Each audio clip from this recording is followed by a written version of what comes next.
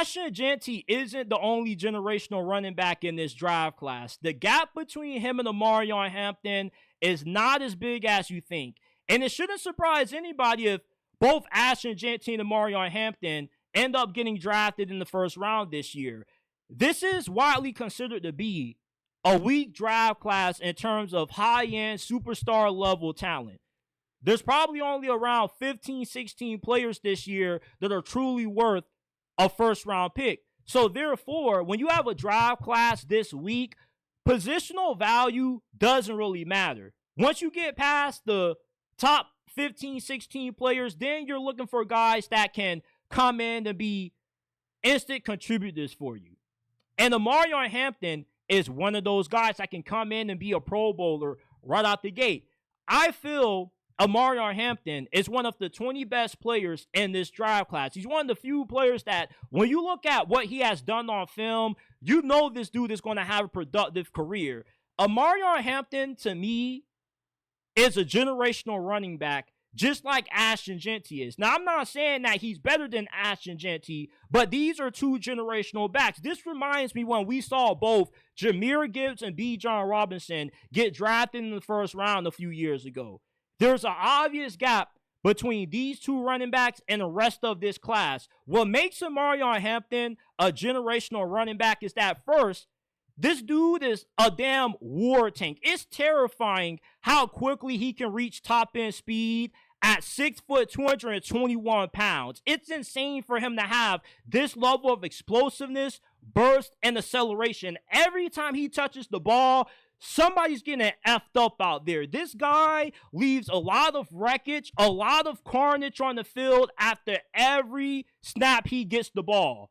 I mean, I don't even watch Omarion Hampton film anymore to scout him. I watch Omarion Hampton film because he's just freaking fun to watch. I love starting my mornings off watching Omarion Hampton maul guys to the ground. He's stiff-arming guys. He's trucking guys. He's like a more juiced-up version of Marshawn Lynch. You need a damn army to bring this guy down. He's not going down with just 1 or 2 guys coming at him. You need at least 3, 4 guys around Omarion Hampton to bring him down.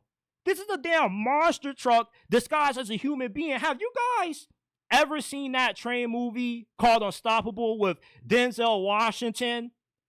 Omarion Hampton was the train in that movie. You want to know what happens when Unstoppable Force meets Omarion Hampton?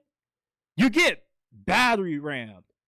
Omarion Hampton, with his incredible strength, his contact balance, his vision, his rare agility for his size, like, this guy can really move. Now, of course, he's not moving like Ashton Jeanty. You know, he's not sticking and moving like that. But he moves really fast and has a lot of quickness in his game to be built this stocky. Normally, when you have backs that are this big and take up so much space, you know, they don't really move that well. They're running in the blocks.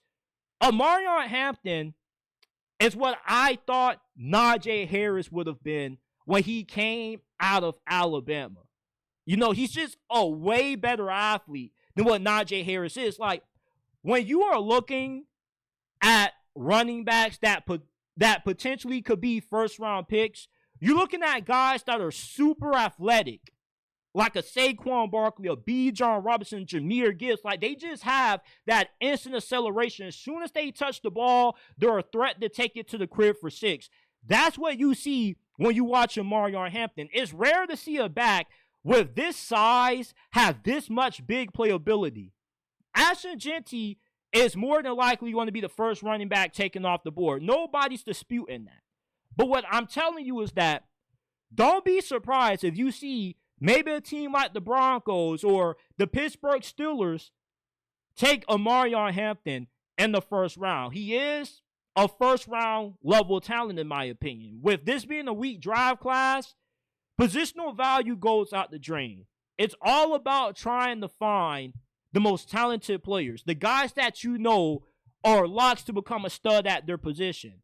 I would be shocked if we see Omarion Hampton fall out of the first round. This is a weak tackle class. The receiving class is not as good as years past.